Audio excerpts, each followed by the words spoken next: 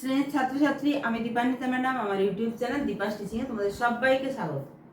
Class 12 semester 3 তোমাদের first chapter আমার সম্পূর্ণ আলোচনা করা হয়ে গেছে। সেকেন্ড চ্যাপ্টার সেখানে কনসেপ্ট ক্লিয়ারের ক্লাস যেমন চলছে, সিম্পল বা বেসিক টাইপের এমসিকিউ 100টা আলোচনা করেছি। তারপরে যেগুলো আলোচনা করছি সেগুলো পাওয়ার পয়েন্টে, সেখানেও সিম্পল বা বেসিক টাইপের আছে, শূন্যস্থান পূরণ আছে, বাম স্তম্ভ ডান স্তম্ভ মেলানো আছে, ডায়াগ্রাম বা চার্ট ভিত্তিক অলরেডি হয়ে গেছে। তো এই ক্লাসগুলো পাওয়ার জন্য অবশ্যই তোমরা চ্যানেলে গিয়ে ভিডিওসে বা যদি প্লেলিস্টে তোমরা যাও, সমস্ত সুন্দর করে সাজানো আছে, পেয়ে যাবে। আজকে যেটা আলোচনা করব সেখানেও অতি গুরুত্বপূর্ণ এমসিকিউ, সত্য মিথ্যা, বিবৃতি এবং কারণ ব্যাখ্যা এবং কেস ও কোড ভিত্তিক প্রশ্ন থেকে।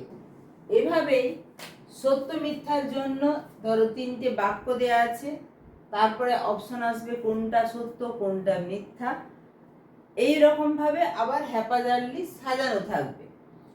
তোমাকে তার মধ্যে খুঁজে বের করতে হবে বাক্যগুলির মধ্যে কোনটি সত্য কোনটি মিথ্যা।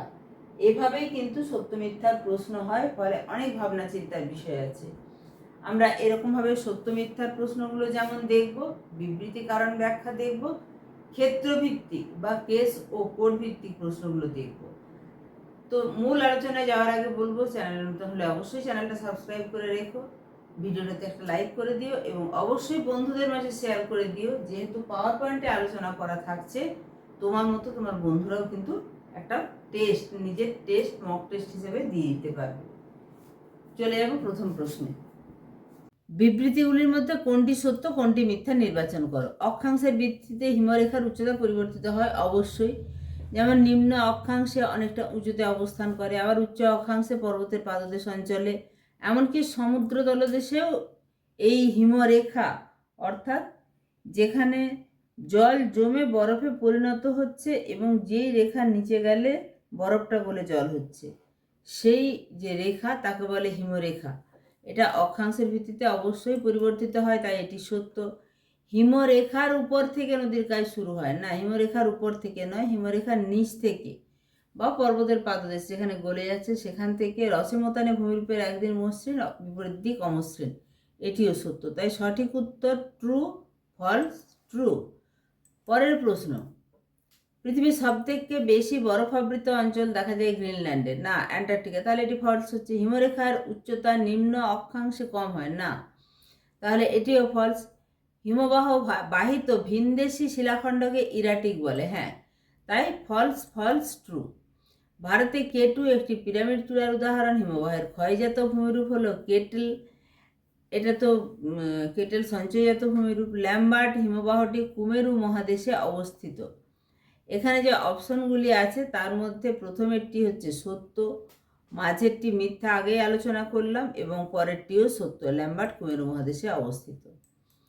পরের প্রশ্ন, 5 পার্বত্য হিমবাহে বার্গসুন্ড দেখা যায়। হিমরেখার নিচে তুষার জমে থাকে, গ্রীষ্মকাল অপেক্ষা শীতকালে হিমবাহের গতিবেগ কম হয়। সঠিক উত্তর হচ্ছে ট্রু, ফলস, ট্রু। অর্থাৎ হিমরেখার নিচে কখনোই তুষার জমে থাকে না, হিমরেখার নিচেই তুষারটা গলে যায়, তাই মাঝেরটি ভুল, বাকি দুটি সত্য। চলে যাব পরের প্রশ্নে।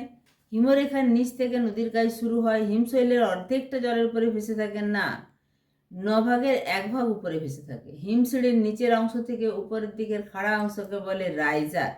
অপশনগুলি যেটি আছে তার মধ্যে বি সঠিক উত্তর, অর্থাৎ প্রথমেরটি সত্য, দ্বিতীয়টি তো ভুল, আগেই আলোচনা করলাম।